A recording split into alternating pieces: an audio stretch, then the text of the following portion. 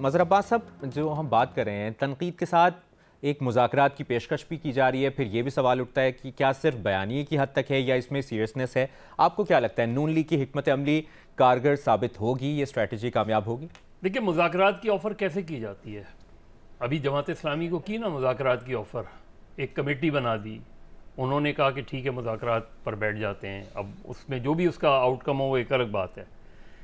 یہاں دو طرح کی چیزیں چل رہی ہیں، مذاکرات کی آئیں مذاکرات بات چیت کریں۔ بھئی ایک اگر آپ نے بات چیت کرنی ہوتی ہے اور مذاکرات دعوت دینی ہوتی ہے تو ایک کانفیڈنس بلڈنگ میجرز اڈاپٹ کیے جاتے ہیں۔ ہاں ٹھیک ہے، آپ کے جیسے ابھی بٹی وہ کہہ رہے تھے، بے نظیر کہہ رہی تھیں کہ آپ ایک طرف دفتر سیل کر رہے ہیں، دوسری طرف مذاکرات کی دعوت دے رہے ہیں۔ بات کرو، برباد نہ کرو، یہ تو مذاکرات نہ کرنے والی بات ہے۔ بات چیت کو آپ بات کرو، برباد نہ کرو، تو بات چیت کا ایک طریقہ ہوتا ہے پولیٹیکل ڈائلاگز کا۔ جب بھی آپ جنگ کے بعد مذاکرات کرتے ہیں تو پہلے تو سیز فائر کرتے ہیں نا، سیز فائر کے بعد مذاکرات ہوتے ہیں نا، تو پہلے تو سیز فائر کریں، پولیٹیکل سیز فائر کریں۔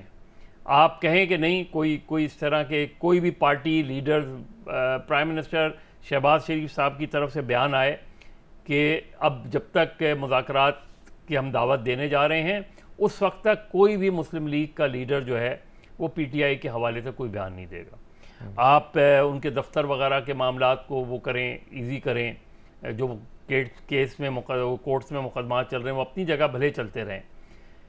ایک کانفیڈنس بنایا جاتا ہے مذاکرات کے لیے، پھر آپ ایک فارمل انویٹیشن دیں۔ میں صرف وہ کہہ رہا ہوں کہ اگر واقعی آپ نے بات چیت، دوسری طرف کا کیا رد عمل ہے، بالکل یہی آنا چاہیے۔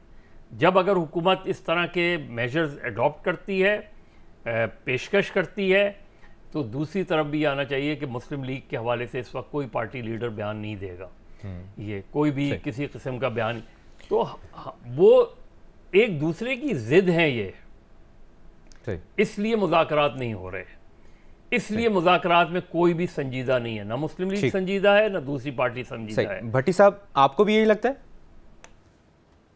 پہلی بات تو وہی جناب اسپیکر کے مصدق ملک صاحب کے پاس کتنی اتھارٹی ہے، کتنی مسلم لیگ ان کے پیچھے کھڑی ہے اور وہ اپنے اس بیان پر کتنا عرصہ کھڑے رہتے ہیں۔ دوسری بات بڑا مزے کا ان کا ہے کہ پہلے دن سے ہم تو کہہ رہے ہیں مذاکرات کرتے ہیں، سارے فتنوں کی جڑ آپ، سارے فساد کی جڑ آپ، ساری ملک میں بے امنی کا وجود آپ، ہم تو پہلے دن سے کہہ رہے تھے آئیے مذاکرات کرتے ہیں۔ آپ ملک دشمن ہیں، آپ ملک توڑنے والے ہیں، ارے ہم تو پہلے دن سے کہہ رہے ہیں آپ کہ آئیے ہمارے ساتھ مذاکرات کریں۔ آپ غدار ہیں، آپ شیخ مجیب الرحمن ثانی ہیں، ارے ہم تو پہلے دن سے اسی چکر میں ہیں کہ آپ ہمارے ساتھ بیٹھیں۔ بس بہت ہو گیا، اب عمران خان اور پاکستان ساتھ ساتھ نہیں چل سکتے۔